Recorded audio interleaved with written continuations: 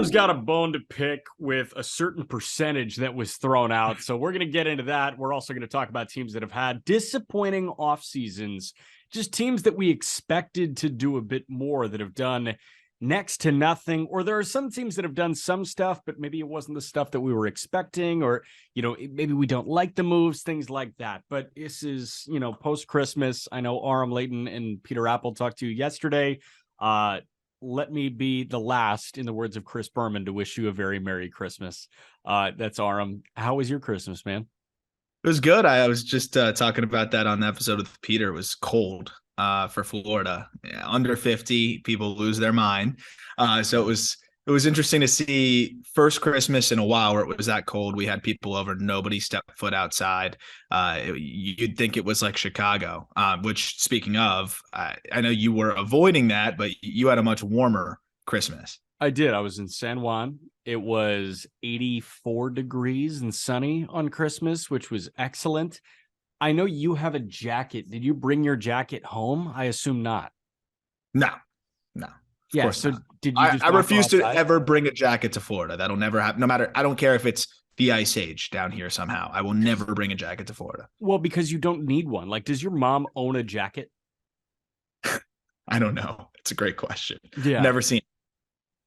That's just something that crossed my mind. We're going to talk about these disappointing off seasons, but first and foremost, you saw a tweet from John Heyman earlier today, and I think, we've been making names.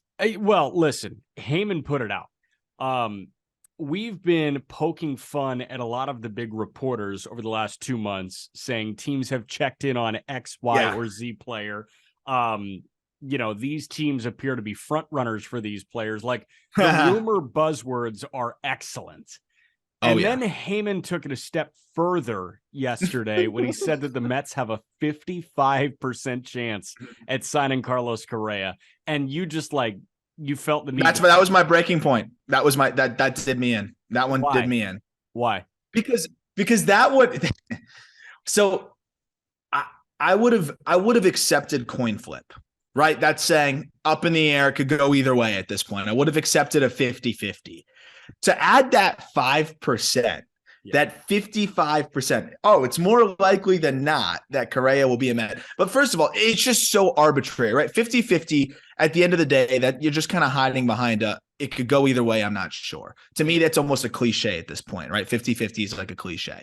Yes. When you go specific to 55, that's where I'm like, okay, we are just doing anything in our power to try to make a non-story a story. Call it what it is. You have no idea what's happening with Carlos Correa right now. You know why John Heyman doesn't know? It's not an indictment on Heyman, because the Mets don't know. Scott Boras doesn't know. Nobody knows what's going to happen right now. They're working it out. And I think when you hear the report of both sides motivated last week, and then now it's 55% chance, like, I've just am very annoyed and disappointed in that this is one of the drawbacks of the social media world, which I love what Twitter has done for sports in terms of, quick info, a lot of fun discourse. There's a lot of great access to it.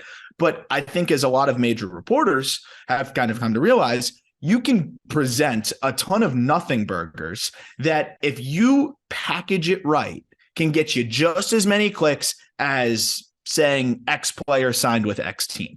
But you go through Jeff Passan's feed. Tell me how much you see X player or X team taking calls on Y player. Tell me how much you see that. You won't see it. You will see Jeff Passan tweeting this player signed, or a very big story that needs to be unpacked. You don't see the rumors. And the reason why the Correa 55% thing got me is it came right on the heels of the Red Sox have been getting calls on Chris Sale. You click the story, but the Red Sox are not interested in trading Chris Sale. All that fucking tells me is that their phone lines work, right? That's it. That's all that tells me, is that they're able to receive calls. I don't give a shit if teams are calling. Teams do their due diligence on everybody. And the fact that we are, kind of just making this so the standard of a report is so low now that anybody can now come and do it, right? You and I could make a bullshit report now almost any single day of the week. And if we have enough credibility to do it, it'll get play.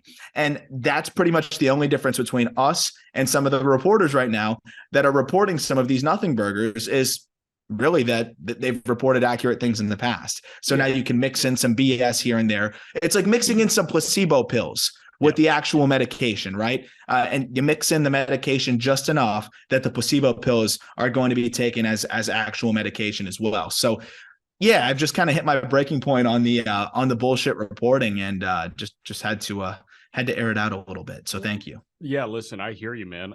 Jeff Passan, we're recording on Tuesday. Jeff Passan tweeted at 1:10 p.m. on Tuesday that Rich Hill and the Pirates were in agreement on a 1-year, $8 million deal.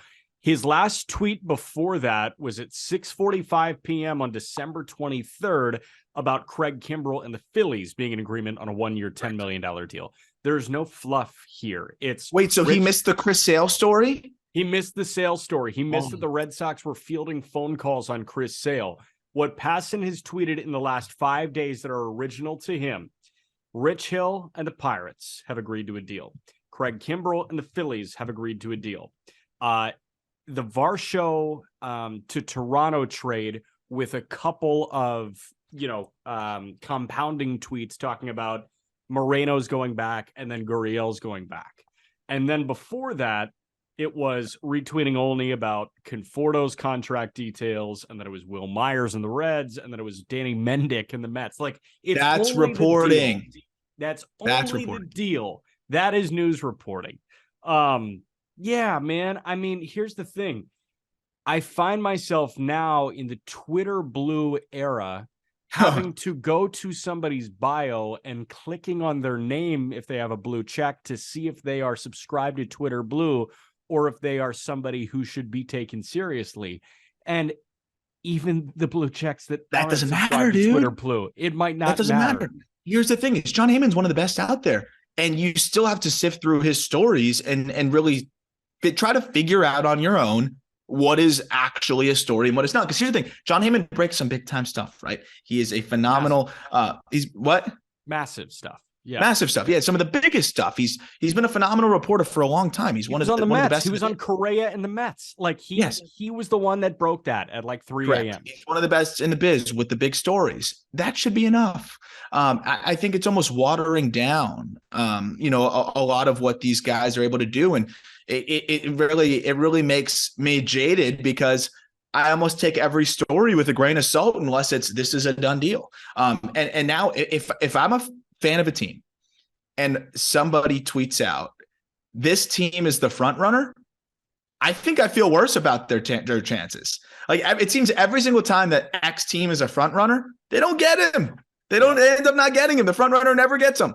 So yeah, I'm just sick of that. Obviously there's not much more to it in this offseason now because most of the signings have been made, and we're going to talk about some of the teams that maybe didn't do that much, which I'm excited about, and some of the teams that just didn't make the best signings, and maybe briefly touch on, some that we considered. You floated some teams. I played the devil's advocate, and maybe we can even talk about that a little bit as to maybe why they didn't quite make the cut as the most disappointing teams this off season.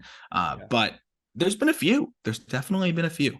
There's been a few. And my final thought on this is, each talking head, each writing head, like each reporter or, podcast host, talk show host, anybody that has a microphone or a laptop that can push words out into the general public and baseball fans needs to make a decision, right? Are you in the business of generating clicks, generating views? Because if you are, reporting that a team is fielding phone calls is good.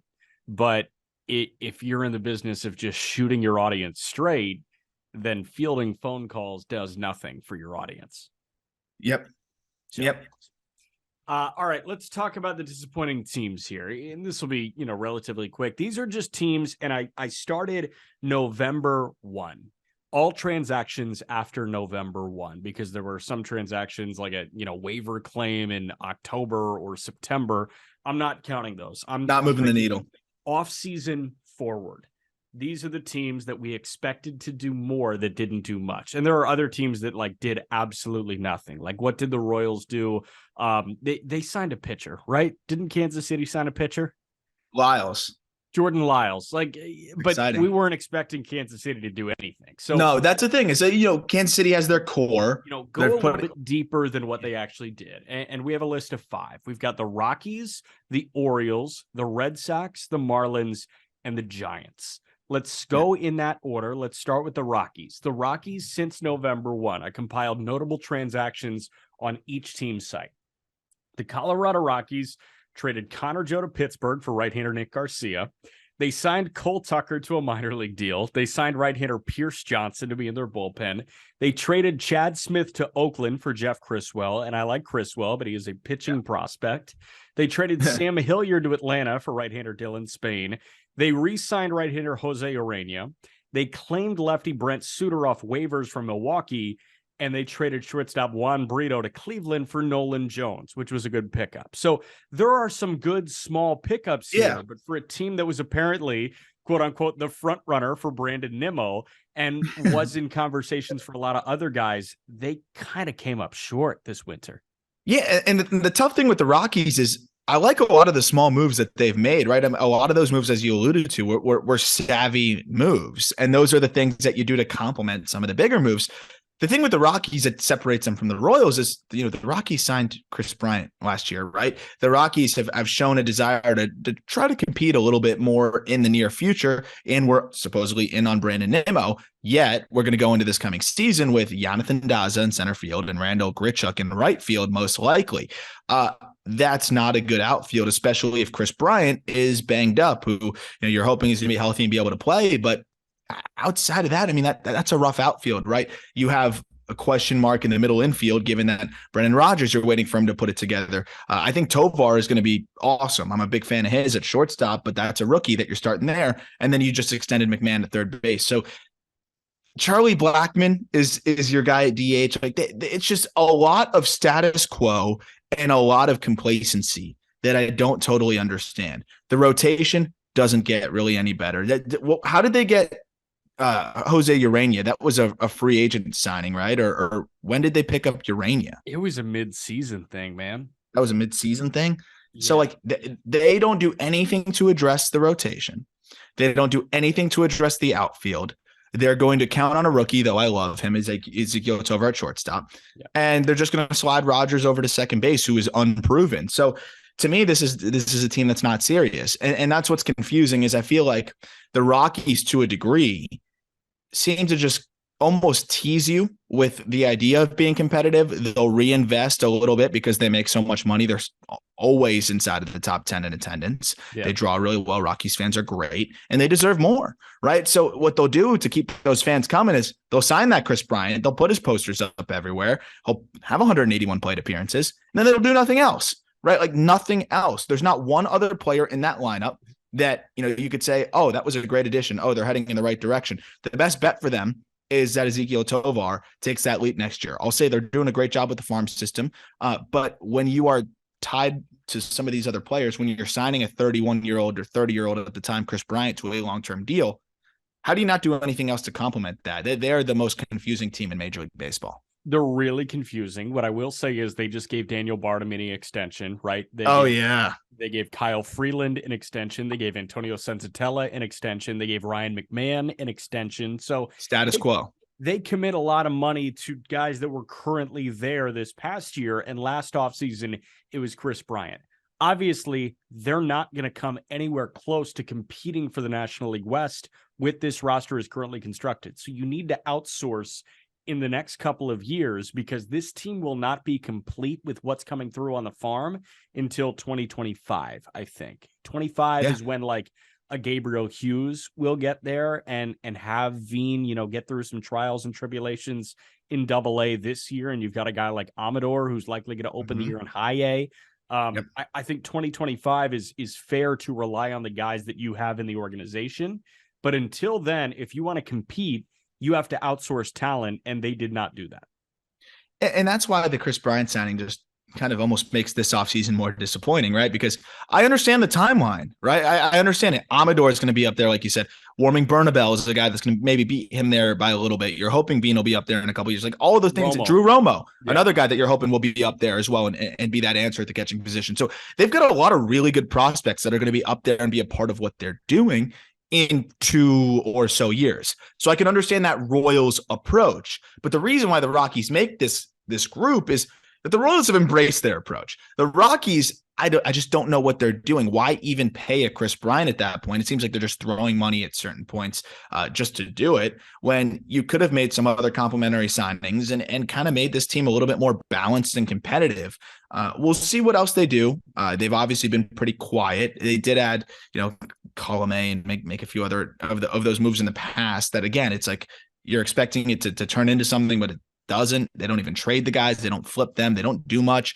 I do like that they locked up Bart, I guess, but it's always interesting the guys that they decide to pay. And they still seem pretty far off. So very unclear on the Rockies' plan. I think this team is somehow a little bit worse this year than they were last year, if that's possible. And I'd say in a nutshell, that's disappointing. Yes, it is disappointing. We have this conversation about some teams in the NBA. We have this conversation about the Indiana Pacers. We have this conversation about the Detroit Pistons. And we say that these teams are stuck because they were not overly terrible in order to tank and get back-to-back like top 5 picks, right? Detroit is kind of doing that right now with Cade and Ivy, but they're stuck. Like, how good is that team actually going to be? If you asked a Rockies fan, do you think that they would say, yeah, the Rockies are kind of stuck? I 100% think they would say that. And I will say it's hard to build a team on the moon in Colorado. It's hard to convince pitchers to come pitch there. No pitcher will come. Like, Jose Aram come. was signed to a minor league free agent deal after he was outrighted and accepted free agency from Milwaukee. Like, Correct. He signed that deal in May. It took him 2 months to get up to the big club from Albuquerque. So lean into the offensive side of things, right? I'm just surprised that they're not in on more bats. And I know they don't want to block guys, but there's not that many outfielders coming up. You have a Zach Veen who still clearly, needs more time. And I think I have a 2025 ETA on him, maybe 2024 at best at midseason. And you've got a pretty crappy outfield, right? So when you're looking at it from that lens, like there were so many guys available in free agency. Why not add a bat or two? You add a bat or two to this team and then, maybe a reclamation project pitcher. And all of a sudden, with how well the Rockies play at home, this could be a team that can sneak around and stay relevant and hang around 500 by the end of the year. The National League, as Peter alluded to in the last episode, which is a good point, is like it's pretty set now because the NL East is so loaded in the NL West. Like it's going to be a bunch of teams battling for maybe 1, maybe 2 playoff spots, even with the expanded playoffs, which is pretty nuts. But you can't really look at it that way. And I'm not asking the Rockies to mortgage the future, but clearly they have a willingness to spend. And if you were willing to spend on Brandon Nimmo, ultimately, I don't blame them for not signing him, given what he got. Why are you not kicking the tires on a Michael Conforto or some of these other players that could have been options? Even if you have to pay a little bit extra for a short-term deal, you can flip them for prospects later. I've just always found it very, very peculiar the way they approach things. And this offseason was no different than usual. It was no different than not, trading Trevor Story when you could. It was no different than not offering a QO to John Gray and not even getting a draft pick for that guy after not trading him. Like they've just always beat to their own drum, and this offseason was no different. Yeah. And, you can put yourself in a position to have guys that are on the roster surprise you. And I think that's what Baltimore did. And that's why they were flirting with a playoff spot, because there were guys on that roster that surprised them. Gunnar Henderson had a much better year in minor league baseball than I think they were expecting. But even guys at the big league level, Anthony Santander surprised the crap out of him. He had that in the tank, though. He had it in the tank, and they believed in that. Cedric Mullins, the year prior, surprised them, and he worked off a strong 2021 with a good 2022. A guy like Jonathan Daza and a guy like Randall Grichuk and a guy like Elias you know what Diaz, you're getting. What you're getting. They cannot surprise you. They cannot surprise you. And look at the bench right now, man. Brian Serven, the backup catcher, he's not going to surprise you. He's a great story, but he won't give you what you think could possibly be in the tank, because frankly, like, I don't think there's much there. He's about to turn 28 years old. Elhuris Montero, is he going to surprise you? Maybe that's the one maybe I'll give him. But like That's the one Trejo and maybe. Sean Bouchard, like, they're not going to surprise you, man. So get somebody where you know they have untapped potential, like a Santander, and they just don't have a Santander on this team. No, they don't. Baltimore, the team that does have Anthony Santander, we were told by Mike Elias, and we're going to keep going to this, that they were going to significantly escalate the payroll. And we were thinking, oh, shit, that might be Rodon. That might be Xander Bogaerts. That might be Dansby Swanson. What does this mean? Are the Orioles going to lean into being contenders? Significantly escalating the payroll meant signing Kyle Gibson, Adam Frazier, and Michael Givens to major league deals. Kyle Dowdy, Josh Lester, Nomar Mazara, Franchi Cordero to minor league deals, acquiring James McCann and paying 25% of what he's owed by the Mets. Was it 25%? I thought it was only $5 million, or is that exactly 25%? I think it's like 25%. I think the Mets are eating 75 to 80% of what money McCann has left, and then claiming Daz Cameron off waivers from Detroit after he was DFA'd. I mean, this was such a letdown of an offseason for Baltimore, and I hope it doesn't affect the optimism in Baltimore, because it's a really bright future, and the farm is excellent. It's one of the best, if not the best, in all of baseball. But I was hoping they were going to get those complimentary veteran pieces. Imagine Grayson Rodriguez, and if DL Hall figures it out, Rodriguez and Hall working off of a Carlos Rodon or a marquee starting pitcher. And now they got to work off Kyle Gibson, who had an ERA over 5 last year. Yeah, that's exactly. I like what you alluded to here, which was the duality of, you can be excited about the Orioles' future and be disappointed in the offseason, right? I believe in what Mike Elias is building. I think he's a brilliant baseball mind. Maybe the ownership had a change of heart and decided, hey, maybe we don't spend money. There's obviously a lot going on behind closed doors that we don't know about. But when a GM or when an exec feels comfortable enough to come out and say, hey, we're going to significantly escalate the payroll, generally that's not something they're going to say unless they're very positive about it. So, I know you don't want to spend just to spend, but to me, Adam Frazier was kind of spending just to spend, right? Like I don't think that guy they didn't really need an Adam Frazier. I know he gives you versatility. He's proven to be a decently steady bat, but that's a guy with no power going into a stadium that's even harder to hit in, I think, than the last one he was in, which wasn't easy to hit in, and he wasn't good there. They have a million infield prospects that I think I'd probably rather see at some point. I think Terran Vavra isn't that much, off of what Adam Frazier is. And I think you could try Jordan Westbrook. You could have tried so many different guys that have some versatility as well. And Vavra can even play outfield. What disappoints me the most is, look, I didn't need them to sign a bat. They didn't need to sign a bat and block anybody. I'm fine with seeing what Stowers can do. And going back to the point of, seeing who can surprise you. I think Stowers can surprise you. I think even Ramon Arias could surprise you to a degree. Austin Hayes already surprised us last year. You mentioned Santander. Like, I love what they have.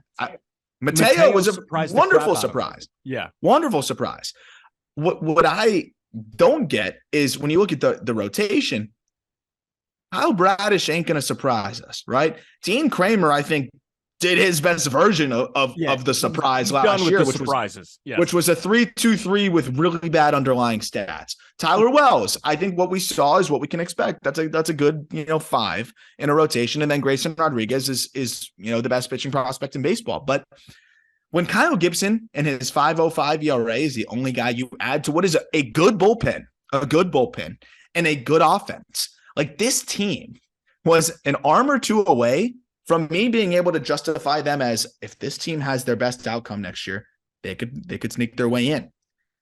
I just don't understand how a team that promised to significantly escalate the payroll can look at this rotation 1 through 5, and 5, the fifth guy being a guy that we're hoping breaks camp with them in Grayson Rodriguez, and say, yeah, we got a shot in this division. We got a shot to hang in there. Kyle Gibson, Kyle Bradish, Dean Kramer, Tyler Wells.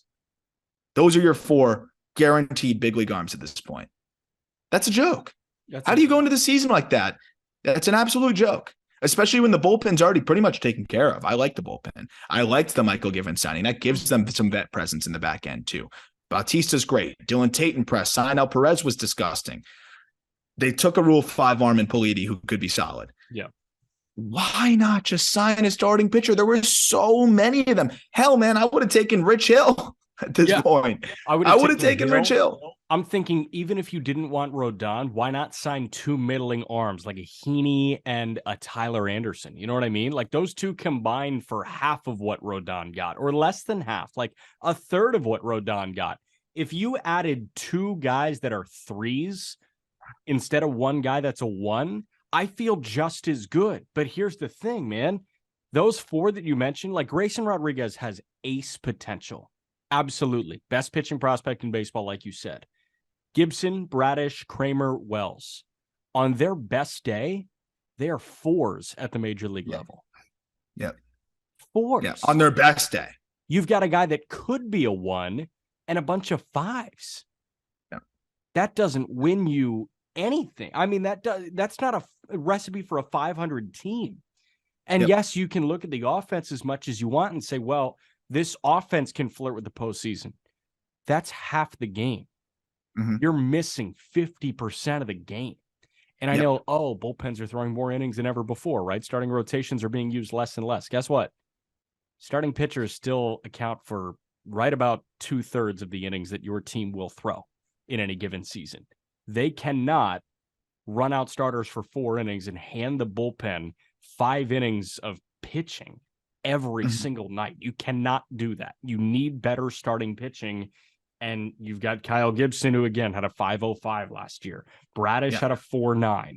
Wells had a 4.2, and that felt like the best version of Tyler Wells you could possibly get. Bruce Zimmerman was fine for a minute, and then he sputtered mightily.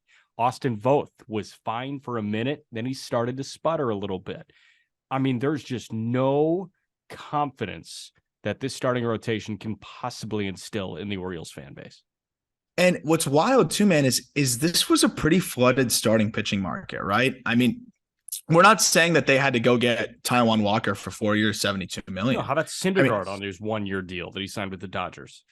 How about somebody like Jose Quintana, who was 2 years, $26 million with the Mets, or even, and maybe some of these guys wouldn't have signed with the Orioles, right? Like that's the thing that we often, I think fans and even people like with mics in front of us, like ourselves, we'll omit the fact that both parties have to be interested in this partnership, right? But right? I think you could have convinced one of the aforementioned names to join you. Tyler Anderson, who signed with the Angels for 3 years, $39 million. I think that the Orioles are heading in a much better direction. If I'm signing a 3-year deal, I'd rather sign with the Orioles instead of the team that may not have Shohei Ohtani next year. And who knows, how Mike Trout's going to continue to trend. I hope he's great, but you never know health-wise. Chris Bassett, 3 years, $63 million. He signs with Toronto. I mean, that's a team that I think they could have easily competed offer-wise. Kodai Senga, 5 years, $75 million. Like that's a pretty affordable deal. It's a little bit of a roll of the dice, but you could get it. You could get a frontline guy for that price. And I think that's a risk that the Orioles could have afforded to take. I ask you this, but also Ross Stripling could have been a guy that would have instantly upgraded them. 2 years, $25 million with San Francisco. He was just there for the taking for anybody essentially at that point. But even Jameson Taillon, I think they could have afforded him, and I think he would have been fine for them. My question for you is, if they sign Nate Eovaldi, I feel good. Is this a bad offseason? Yeah, I think they've already cemented this as a bad offseason. So there's no way to make it a passable offseason.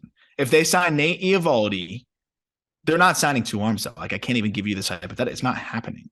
Because I'm say if they sign Nate Eovaldi and Michael Wacha, like this is still a disappointing offseason to a degree. Yeah. I think they need to sign Eovaldi. Like, do you think that nobody wanted to go there? I'm not buying that, right? Good, fun, young team that performed well. And you're going to a park where it's easy to pitch in, man. They just moved the walls back. It became very pitcher friendly. Yeah. After moving left. Good defense. One of the best young catching prospects we've seen in the game in decades that you get to work with. And now, I mean, the move just came, but a vet and James McCann behind him, which, by the way, in a vacuum, I like that move. They're paying $5 million of his $24 million. I know McCann's abilities are significantly diminished, but he is a good clubhouse guy who is a vet who knows how to play the game and is the perfect complement to Adley Rutschman, I think, as a backup. The word about James McCann when he was in Chicago was he is like the closest thing to a manager in waiting that we have in Major League Baseball. So having a manager in waiting behind Adley Rutschman is awesome. And I think it was Melanie Newman that tweeted this out. And I was like, yes, snaps. Come on, Melanie. It was no catcher in baseball will catch 162 games. You need a formidable backup. Like Adley Rutschman cannot sit there in a crouch for 162 games. He can play, 140 games. He can DH a little bit, but the max he's going to catch is like 115, 120. And having James McCann for the other 40 to 45 games is perfect. It's perfect. Which is what blows my mind, man. Like you have a great catching situation too. A pitcher's park. You're telling me you couldn't convince Tyler Anderson to come there on 3 years, $40 million. Like, you know how much better I feel about them. And then again, Heaney, as you mentioned, another great option. So frustrating, disappointing. That said, again, this is one of those where you can separate it. I'm still really excited about their future. I still like some of the small moves they made, but this is a team that could have really, really ignited the fan base. And they might make a trade, right? I still think them and the Marlins are a match made in heaven, and that would help. But you could have really got the fan base excited with a couple not that expensive starting pitching additions, and things would be, pretty optimistic. But when you look at that rotation going into next year, you can only be so excited if you're an Orioles fan. I think I'm really excited to see what they're going to do. I'm really excited to see their lineup in action and all of their individual players who are very, very fun. But in terms of competing, it's hard to say that they could build on last year with that rotation as it stands. What was the deal? Do you remember the exact deal that we put together for Pablo Lopez to get him to Baltimore? It was like, was it? So it's funny too. I'm going on Locked On Orioles. My friend Connor Newcomb, who does a great job with that podcast, and I'm going to go on there to kind of workshop some trades. And what's hilarious is Orioles fans do not want to part with any of their prospects. Not even like Jordan Westburg. It's wild to me. I think it's what happens when, you've been beat down for so long and you have to hold on to these prospects because you get excited about them because it's the only way you can get excited for the future. But I think the trade was we did Norby. Was it Norby and it was Stowers? Stowers and Norby for Pablo. Maybe like Stowers, Norby, and a third piece, like a decent lower level third piece. Like that doesn't impact them at all. And they get much, much better. In the pitching department. Doesn't impact them really at all offensively. No brainer for them. No brainer. All right. The Boston Red Sox in their division, the Orioles finished better than the Red Sox. Seems like the Red Sox might be destined for the cellar again. Here's what happened for the Boston Red Sox in the last 2 months.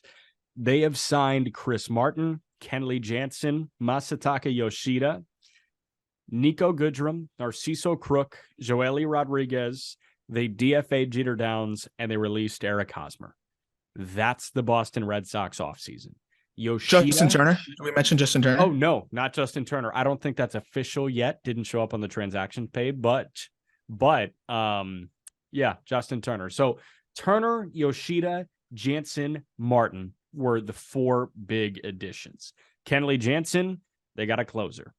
Chris Martin, they got a setup guy. Masataka Yoshida, they got a bat. Justin Turner, they got a bat. You lose Xander Bogaerts. You're losing Nate Eovaldi.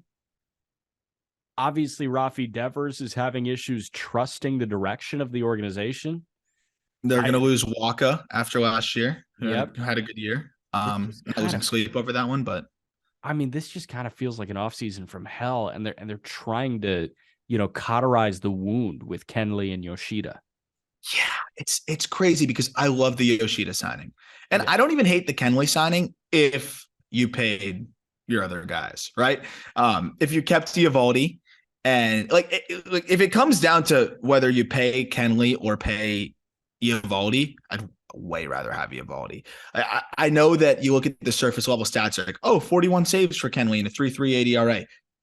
If you talk to anybody on the Braves beat, Kenley didn't have the trust of the Atlanta Braves down the stretch of the season and for a lot of stretches of the season to really be that guy. And there was conversations like, is this guy going to be, our closer for us on the big stage? Is this guy going to be someone we can trust? And like a 3.3 ERA for a closer is not the best. I really don't know how he had 41 saves, to be honest. And you look at his numbers in high leverage, they weren't very good. And they get paid him a lot of money. I like the Chris Martin signing, but if you're combining Chris Martin and Kenley Jansen, like those guys are not going to be able to make up for a gaping hole in your rotation. And right now the rotation looks like Chris Sale, who should be healthy and good to go, fluky finger injury. I think he looked really good when we started to see him come back from that injury. Nick Pivetta, who is not good. Garrett Whitlock, who was banged up and hasn't really proven that he can pitch every fifth day for, 5+ innings. James Paxton, who hasn't pitched in years. And then Brian Bayo, who I'm very high on and I thought showed some really good things down the stretch. He's been working with Pedro. I think Bayo is going to be scary next year. But really, the only two guys I trust are Chris Sale, who has been, at the end of the day, you have your reservations about his health, and Brian Bayo, who is basically a rookie. That's it.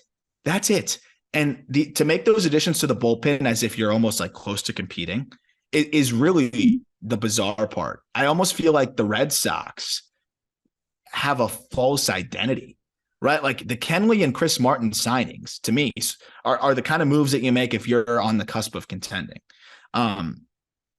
But at the same time, then letting your other guys walk, I almost feel like they're having an identity crisis. Is that like, does that resonate with you, Jack? Like, I feel like they don't know who they are and what they're going to be. And I think they're about to get slapped in the face because they don't have a single strength.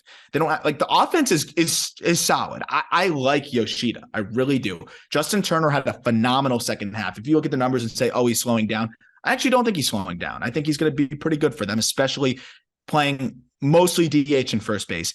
Tristan Casas is one of my favorite offensive prospects in baseball. The offense is still going to be worse than it was, right? Like it's going to be worse. You subtracted Xander Bogaerts. It's not going to be what it was. You're hoping that Kike Hernandez can be back to what he was in that magical year for you. You're hoping Trevor Story can hold down shortstop. One of the guys that has had one of the most diminished arms in the game is going to have to hold you down at shortstop. I just don't know what they're expecting this year. A middle infield of Christian Arroyo and Trevor Story is brutal. And the last thing I'll say on this is, why are you paying Story $120 million a year ago? Why are you paying even Yoshida at this point? Why are you paying the two back-end relievers if you weren't planning on paying Xander Bogaerts? And I know they were planning on paying him, but I feel like, and I put quotes up for those just listening, to me, the Red Sox have no sense of reality. I think they thought that they were going to get Xander Bogaerts to sign for $180 million or whatever the hell it was. And they're making all these moves living in this, fairy tale land where everything else is going to be okay. But realistically, if they never signed Trevor Story, they could have put that money on top of whatever their best offer was to Xander and maybe kept him. But instead, you're left with a battered Story, a trial in Yoshida, who I like still, I will say, and Justin Turner and a couple old back-end guys. Like all that money adds up, and you probably could have just kept your superstar Xander Bogaerts, and you probably could have put that towards a Rafi Devers, and now it looks like both may be gone. I don't know how you can look at this lineup and the bench and see a team that can possibly compete this coming year. I cannot fathom looking at an opening day lineup for the Boston Red Sox and thinking, yeah, this team can make some noise. Yoshida, you mentioned a trial. He's 30. Like he's 29 and he'll be on the back end of 29 years old on opening day. That's a 30-year-old trial that's just starting. Yoshida is the leadoff guy. Story at short. You already mentioned the problems there. Devers, great, sure thing. Justin Turner, 38 years old. Alex Verdugo has not become the guy that we were expecting him to become. He's fine. He's fine. Kike Hernandez is fine. He was hurt a lot last year. Casas you really like, but again, he's so young. This is a trial. Christian Arroyo, he should not be starting on an opening day lineup. Great utility guy. Should not be starting. And then the catching tandem right now is Reese McGuire and Connor Wong. That might be the worst catching tandem in all of baseball.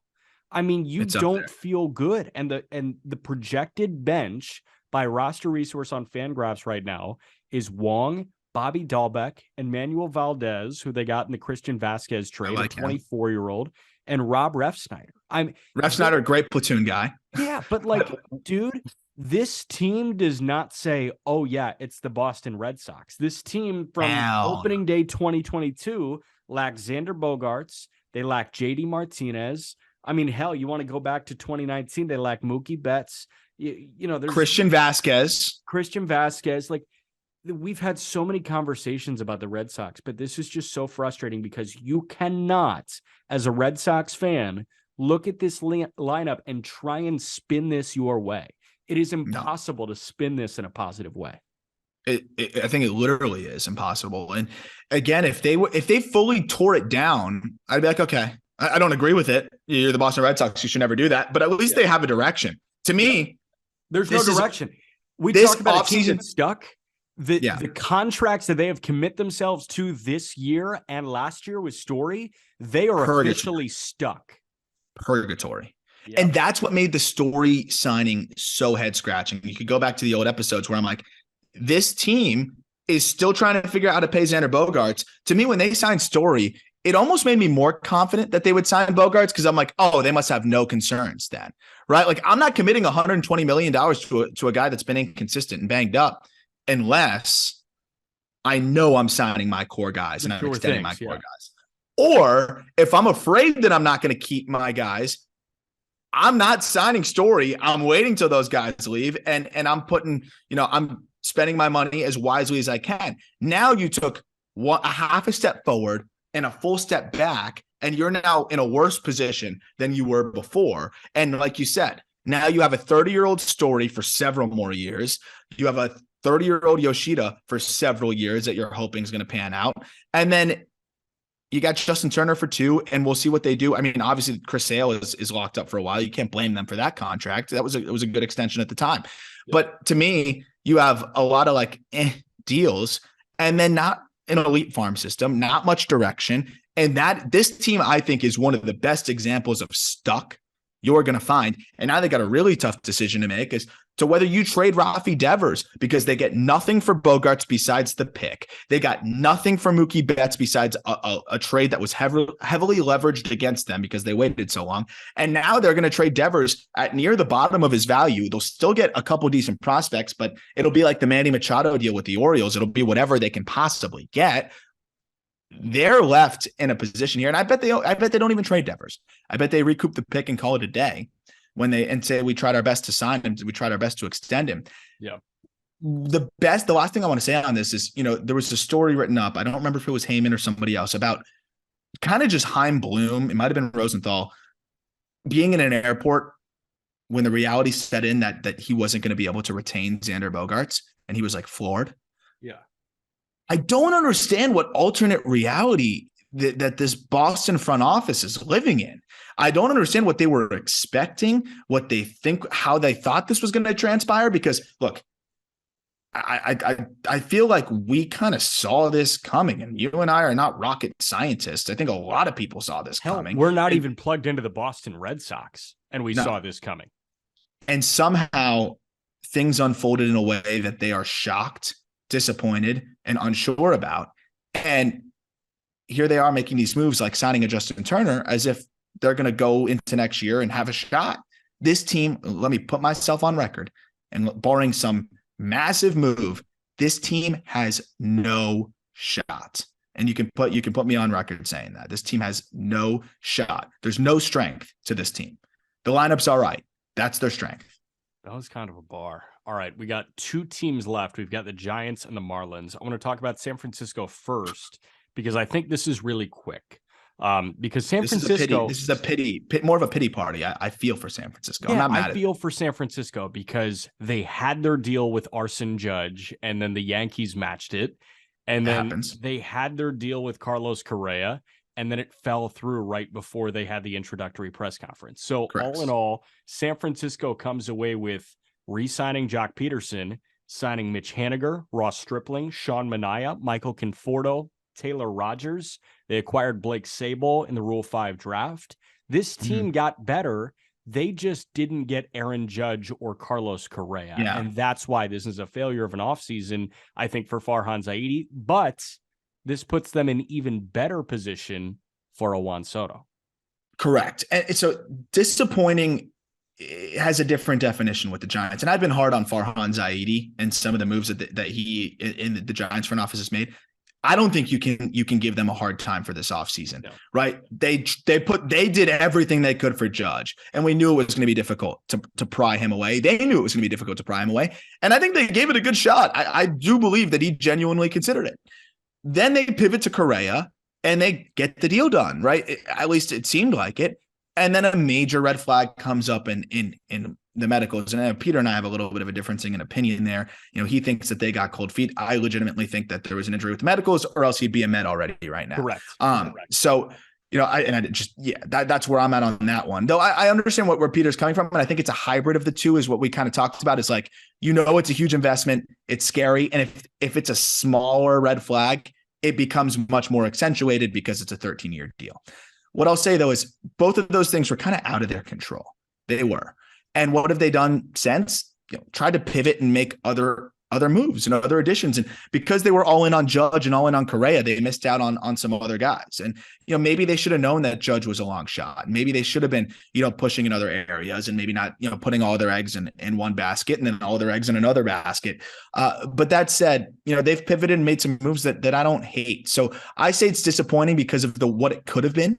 And I feel for Giants fans with the way things have unfolded, Jack, but I wouldn't say from a front office standpoint that it was like malpractice or anything like that. Like, I don't think they had a poor decision-making off season. I think they got overzealous, put all their eggs in one basket, and it could have worked out great. Unfortunately, it didn't. If Correa doesn't have the red flag, we're not even talking about them as having a poor offseason. We were just talking about how, they had a really good shot here. So I would say unfortunate more than disappointing. I think we could be having a conversation in 2 years that San Francisco got bailed out this offseason. According to John Heyman, on December 16th, Manny Machado is expected to opt out after the season. Guaranteed opting out. So Manny Machado is on the table. Shohei Ohtani's on the table. And Rafael a year after that, Juan Soto is on the table. So put me on record, just like how you were put on record with the Boston Red Sox, put me on record here.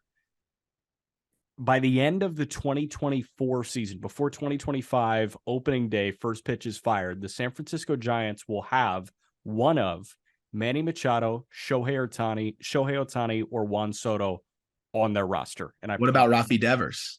Devers is another option, but I'm saying those three, man. I mean, they're going to go after the biggest of fishes after they missed out on both Judge and Correa. They're in a position to spend an absurd amount of money, and they're going to do it. I would love if they got Ohtani. And spend more. Honestly, they could spend even more because, yes, they ink Haniger. And I like the Haniger signing a lot, and he's going to be good, I think, for several years for them. But they're going to have Crawford off the books not long from now. They're going to have some of their other guys coming off the books, here and there. That adds up. And we know that they've just got an incredible knack for building a bullpen. Logan Webb, they have their ace. I like some of the bounce back guys they signed here. Like this team, they were able to piece it together. The Giants should never be a last place team. No. And they looked like they were going to be a last place team. I think they've done enough to put themselves ahead of, the Rockies and, some of these other teams. I think the D-backs could be a very fascinating team. With Gabby, but I think Moreno now, they've put themselves right there. And I know that's disappointing to hear for Giants fans because this is a team that's been a dynasty in our lifetime, and you and I are not very old. But this is a team that's competitive enough. The lineup is not great. But given what happened to them to whiff on two superstars, put all your eggs in that basket, to be able to pivot and sign Conforto, who could bounce back and be a piece for you, or you flip them, and then also be able to go get a Haniger, be able to go get some of the arms that they got, that now this rotation is kind of pieced together. And I do have confidence that at least one of these guys will kind of put it together with them on another level of Alex, of some of the guys that they were able to get. And I'm interested to see how Manaea does for them. I'm interested to see how Alex Wood bounces back. Interested to see if Ross Stripling can build on what he did. I thought Alex Cobb showed some great flashes last year, and Webb is an ace. I feel better about this rotation than, maybe a lot of the other ones that we talked about. And the bullpen's great. And they've got Desclafani as that kind of alternate, rotation guy as well. Yeah. Go through it this year. You buy yourself another year. And then if they get that superstar next year, Jack, like you said, this team could be on their way. And a few of their prospects might start to make their way up as well. You know how I feel about Casey Schmidt. I think he's going to be their opening day third baseman next year. I think he gets called up at some point this year and should be a nice little piece for them. So if they go get another piece, this team could be pretty fun pretty soon. Can you just close your eyes and think about a front three to open 2024 of Ohtani, Webb, and Kyle Harrison? Stupid. That's unreal. That's Stupid. unreal. I think they might just offer him like equity in the Giants and $500 million to play for them. Equity in Oracle. And guess what? Get him a share. Get him shares of Oracle. Like they saved themselves that opportunity to try and do it. And Ohtani gets to stay on the West Coast. Like it makes a lot of sense. We never talked about this. Do you think Shohei's fucked with the FTX thing? Because he was like FTX's MLB spokesperson. The great was he really? No, I don't think so. All those MLB TV ads. Like I bet Ohtani was just paid a bag from Bankman-Fried for the FTX stuff and like never ventured into it. I don't think so. I don't think he went Tom Brady mode on that one. I don't see Ohtani going all in on the crypto. Did Giselle see the FTX thing coming? We got to revisit that, man. Yeah, maybe that's why she got out. There's conspiracy theories swirling on that one. Whether that kind of was a contributor there. So looking at this team, man, like, yeah, of course, disappointing, but I would say they're the least disappointing of all the ones we talked about because out of their control. I would say most disappointing in terms of what it could have been and what happened based on circumstances. But if I'm a fan, in terms of frustration level in my front office, I'm the least frustrated with the Giants because I think they got dealt a really shitty hand this offseason. And like you said, they have a chance to turn it into something great. If they don't next year, then we can say that was the biggest disappointment of the last 2 years offseason wise if they don't do anything next year. But I think they get their superstar too. Yeah, we'll see how frustrated you are with the Miami Marlins to wrap. And I just feel like the Marlins are running a different race than everybody else because we talk about the different. You think they're running a race? They might just be waving the white flag before the race starts. They're like deep in an red invite to run the marathon. And they're like, yeah, no, I'm good. I'll just chill. No, they're watching from the sidelines, man. I mean, I look at the Reds and I see them sign Will Myers to 1 year, 9.5. And I'm like, okay, great deal for the Cincinnati Reds. Why can't the Marlins do that? Oh, because they've got whatever money they have available for the payroll wrapped up in Avi Garcia and Jorge Soler. So their offseason since November 1 has been trading Eliezer Hernandez and Jeff Brigham to the Mets. Jake Mangum was the main return. A plus deal. I'm in on that one. Claiming Nick Enright in a Rule 5 draft, acquiring Xavier Edwards and JT Chagua from Tampa Bay in a roster crunch before the 40-man deadline. And then they signed Chichi Gonzalez, shout out the state of Florida, to a minor league deal. I mean, like, this team is just miserable, dude. Yeah, they blow. And it's funny. Again, this is a team where I like the smaller moves they made, right? I like getting a Xavier Edwards as see what he can do. Low cost addition for them. I like getting Eliezer out of town and getting a potential fourth outfielder there in Mangum, who's a wizard defensively. I like the subtle moves, but this team needs more than that, right? Like this team is far offensively from being good. But they don't suck. Like they have the unanimous Cy Young winner. They don't suck. So if you look at the World Series odds, they're far from last. I think they're like 20th. Yeah, and this is a team that offensively, it's a joke. It's a joke. They have a new manager. Like they should be last. But the pitching is so good, or has the potential to be so good, that it's not last, right? And that's the craziest part. Like you talk about having a team where players can surprise you rotationally. Sandy Alcantara is arguably the best pitcher in baseball, right? Just won the Cy Young and just eats innings. Pablo Lopez is a bona fide middle of the rotation arm. Jesus Luzardo was spectacular in the second half of the season, gave you 100 innings of 3.32 ERA. Trevor Rogers had a really rough year, but at 25 years old, he was a 24-year-old last year. I'm willing to bet he bounces back. A lot of the underlying metrics look good. He's a couple adjustments away. He showed flashes. I think he's fine. Edward Cabrera, as a rookie, had a 3.01 ERA in 71 and 2/3 innings. Incredible. By the way, they have a top 3 pitching prospect in baseball in Yuri Perez, who I think you can make a legitimate cases.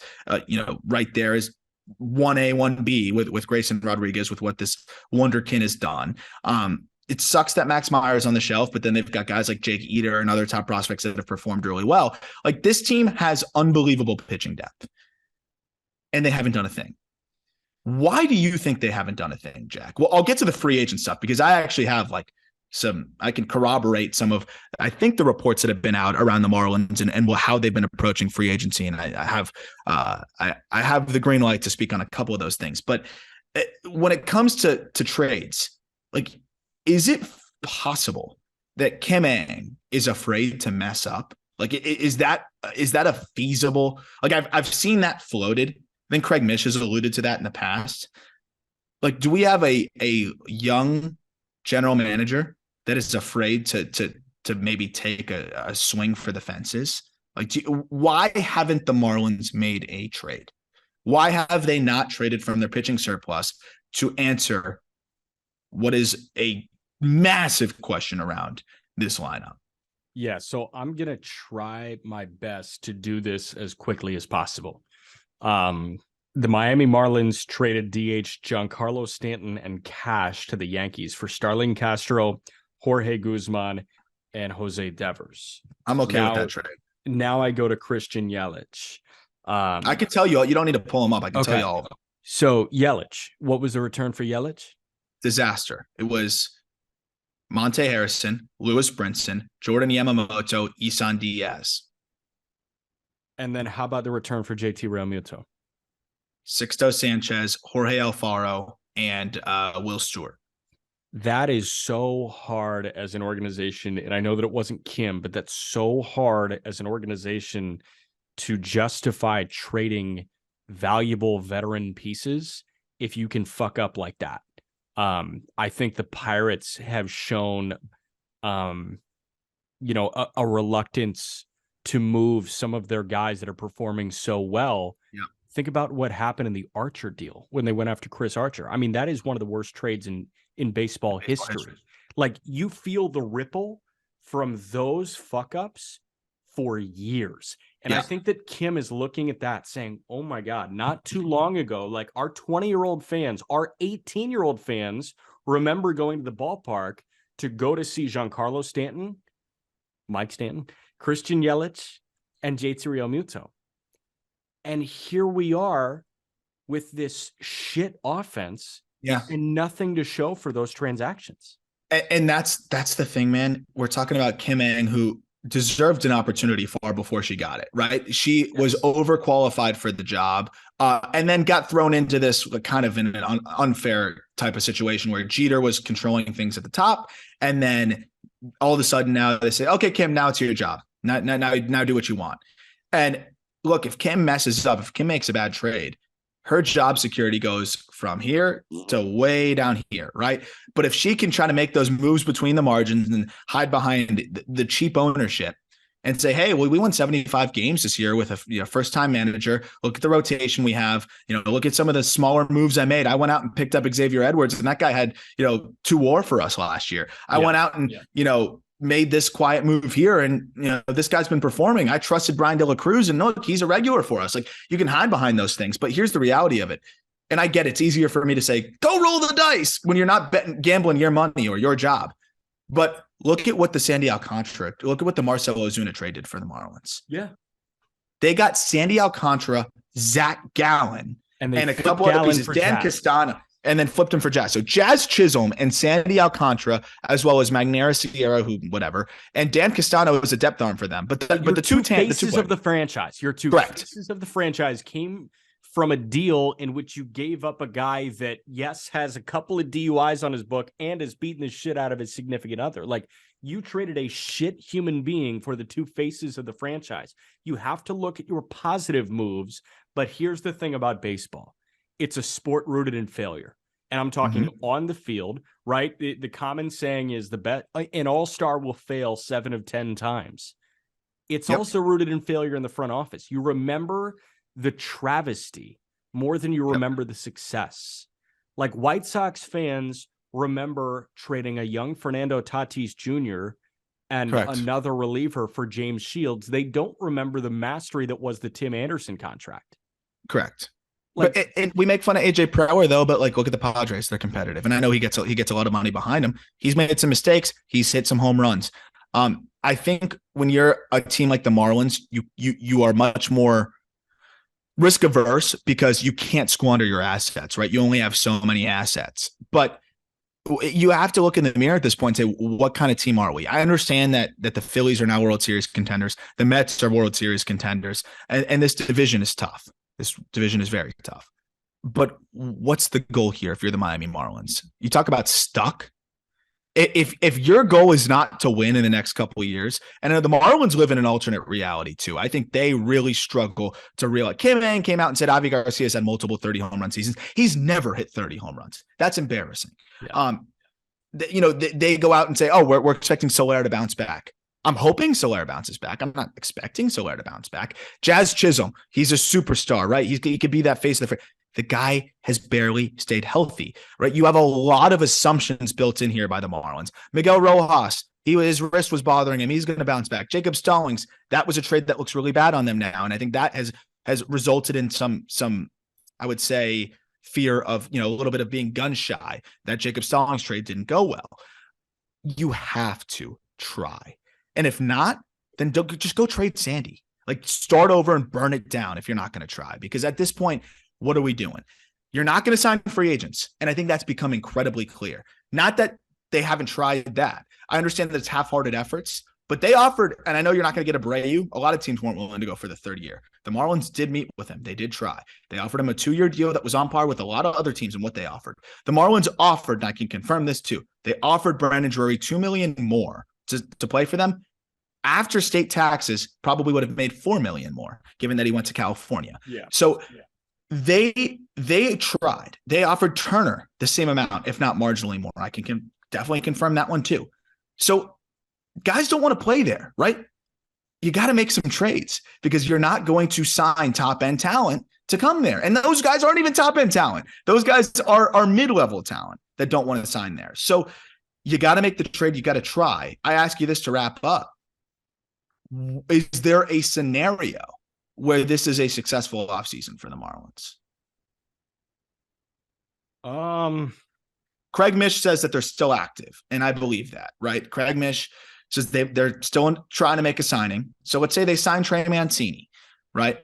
Let's say they sign Trey Mancini or Gene Segura, and then they trade Pablo Lopez for maybe the deal that we talked about with the Orioles. What is this offseason then? I think that's a success. Like, I think a success is still on the table. That's the craziest part. The barometer for success for the Miami Marlins is just so ridiculously low. Yeah. So low. And you could trade a Pablo Lopez. You could trade a Trevor Rogers. And would it surprise you if this rotation's top 5 in the game in the ERA by the end of the year? You don't feel it if you trade a Pablo or a Rogers. You could argue that those are the two least valuable guys in your rotation right now. You know what's the funniest part? Oh, go ahead. No, I was just going to say I'm in love with Edward Cabrera, and I know we're both in love with Jesus Luzardo. Yes, and both makeup wise off the charts. You hear Mel Stottlemyre talk about both of them, and he says Edward has a lot of Sandy in him, and you can see it with the freak changeup, right? And Luzardo, we've had him on the show. Yeah, salt of the earth dude, hard worker, has been through way more than the average 25-year-old big leaguer, and really showed some great things. By the way, he's a lefty that throws 100. Yes, correct. With one of the best curveballs in the game. Yeah. It's about health for those guys. And then you have Yuri waiting in the wings, who could be a top 30 starter by midseason if he comes up and reaches his potential. That's feasible. Correct. The funniest part that I want to end on is that two of the teams that we talked about could just get together on the fucking phone and salvage both of their miserable off seasons. And that's the Orioles and the Marlins. And they could do it. They could do it. If they make that trade that we discussed, I would say the Marlins off season is still slightly disappointing, but at least they did something. And that is how low the bar is for these freaking Miami Marlins, man.